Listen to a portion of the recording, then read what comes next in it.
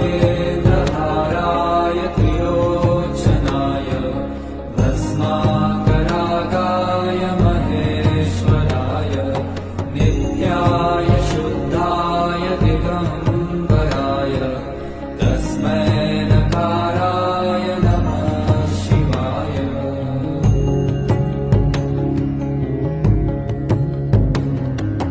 Mandakini सलीलचन्दनचर्चिताय Nandishwar प्रमथनाथ महेश्वराय